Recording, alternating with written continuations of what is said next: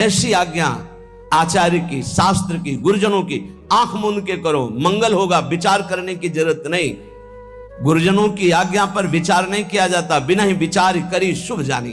तो जो हमारे आचार्य कह रहे हैं, इष्ट निष्ठा, प्रसाद निष्ठा, नाम निष्ठा, धाम निष्ठा, ये सब परम पद प्रदान करने वाले हैं। कल चर्चा में आखिरी में कहा, तुम्हें विश्वास है कि तुम्हें भगवत प्राप्ति होगी?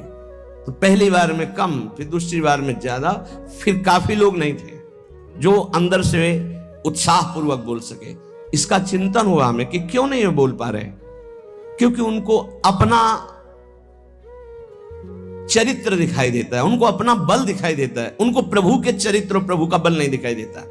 अपने बल से, अपने चरित्र से कोई महान नहीं हो सकता। आप समझ लीजिए, अगर कोई महान हुआ है तो उनके चरित्र गायन से हुआ है, उनके चरित्र चिंतन से और उनके बल से हुआ है। भाई मेरी बात समझो, मेरे बल से वृंदावन रानी जिनकी चरण कृपाते पाई, इस बात को समझो।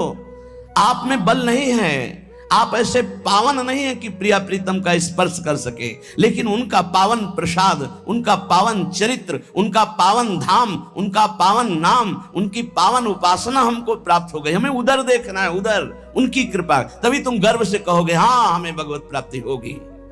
नहीं तो तुम ऐसे निराश हो जाओगे, उदास हो जाओगे। हाँ ये तो बचपन से लगे इसलिए कह रहे हैं कि हमें भगवत, मुझे कहाँ होंगी, मैं तो विषयों में फंसा हूं। नहीं नहीं नहीं, बार बार आपका उत्साह बढ़ाने के लिए कह रहे हैं हम, सोचो तुम्हें भगवत प्राप्ति हो जाएगी, क्योंकि तुम प्रसाद भोक्ता हो, तुम नाम जापक हो, तुम भगवत शरणागत हो, तुम धाम में बैठे हो। विश्वास करो। बिल्कुल सरल उदाहरण, इसको केवल दिमाग में बैठा लो। दो महात्मा भजन कर रहे थे, एक बट वृक्ष के नीचे, एक पीपल वृक्ष के नीचे। नारद जी निकले तो बट वृक्ष वाले ने साष्टांग दंडवत किया, महाराज आप तो कभी कभी भगवान वैकुंठनाथ के समीप जाते, मैं उनका दास हूं, कभी स्मृति दिलाना और पूछना कि अमुक जगह बट वृक्ष के नीचे जो महात्मा भजन करते हैं उनको आप कब दर्शन दोगे। ठीक ऐसा ही प्रश्न पीपल वृक्ष के नीचे भजन करने वाले महात्मा ने किया।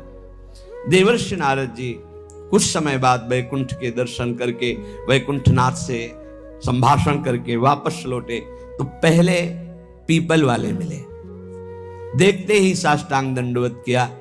इतने में बटवृक्ष वाले महात्मा ने भी देखा, समीप आ गए। दोनों ने एक साथ पूछा भगवान ने क्या कहा? तो बटवृक्ष वाले की तरफ देखा और कहा तुम्हें भगवान इसी जन्म में मिलेंगे। पीपल वृक्ष वाले महात्मा से कहा कि तुम्हें भगवान ने कहा है कि जितने पीपल के पत्ते इतनी बार जन्म लेना पड़ेगा तब तुम्हें भगवत साक्षात्कार होगा। वो नाच पड़े। बट वृक्ष वाले नहीं नाचे, पीपल वृक्ष वाले नाच पड़े, रोने लगे और कहा भगवान मुझे जानते कि मैं उनका भजन कर रहा हूं, भगवान मुझे जानते।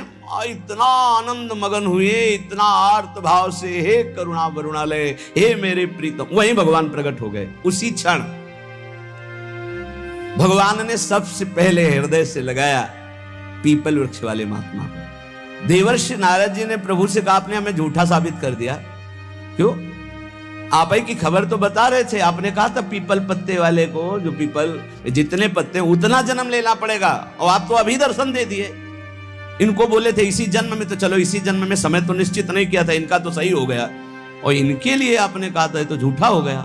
बोले जो कई जन्म में भाव आना था, जैसे भजन कर रहे थे, वो भाव अभी आ गया, इसलिए अभी मिल गए, पूरा हो गया। आप समझो इस दृष्टांत से, यदि हम उत्साह संपन्न हो जाए, मुझे भगवान मिलेंगे, इसी जन्म में प्रिया प्रीतम मिलेंगे, निश्चित मिलेंगे। सोचने में क्या जाता है? बोले सोचने से हो जाएगा। इस सिद्ध पुरुष लाल स्वामी हमें गंगा किनारे एक मिले थे, जिनकी खेचरी मुद्रा सिद्ध थी। रात्रि में 10 बजे जब उनसे मिलने के लिए टाइम मिला, उन्होंने टाइम दिया, गए। अकेले थे वो, सदैव एकांत साधन में लगे रहते थे। कुछ चर्चा हुई तब उन्होंने कहा बेटा नई अवस्था थी, जैसा बनना है वैसा सोचो, जैसा सोचोगे वैसा बन जाओगे। इस सूत्र डायरी में लिखा हुआ है। अगर आप सोचोगे ना मुझे प्रियालाल मिलेंगे मिलेंगे, प्रियालाल मिलेंगे, पक्का मिलेंगे। इसलिए रोज उत्साह बढ़ाता हूं आपका। आप सोचिए कि आपको प्रभु मिलेंगे। देखो धाम की इतनी कृपा है, प्रभु मिलेंगे आपको। नाम की इतनी कृपा है, प्रभु मिलेंगे। अरे कुछ नहीं, हमारी स्वामी जी बड़े करुणामयी, युगल सरकार मिलेंगे। ये बार बार आपके दिमाग में हम डाल रहे हैं, उत्साह वर्धन कर रहे हैं कि आपकी सोच में आने लगे कि वैसे तो हमारा उत्साह नहीं, लेकिन संत कह रहे हैं, गुरुजन कह रहे हैं, शास्त्र कह रहे हैं, तो हम मिल जाएंगे, हमको भी मिल जाएंगे, निश्चित प्रभु मिल जाएंगे। बस ये बात आना महामंगल शुरुआत हो गई, ये बात आना महामंगल की नींव पड़ गई। हमारी बात मान लो। अरे बोले कल सोचने से प्रभु मिल जाए, पक्का केवल सोचने से मिल जाएंगे। पुत्र के बहाने नारायण तो परम पद मिल गया, आप धोखे में मत रहिए। प्रिया प्रीतम का नाम, प्रिया प्रीतम का धाम, प्रिया प्रीतम का रूप, प्रिया प्रीतम की लीला, ये निश्चित भगवत प्राप्ति कराती है। श्रीपाद प्रबोधानंद जी महाराज कह रहे, बहुत ध्यान से सुनना तो तुम्हें और पुष्टता हो जाएगी हमारी बात जो अभी कही। कह रहे कि राधा कृष्ण विचित्र मनमथ कला नंदा चमत्कुर्वते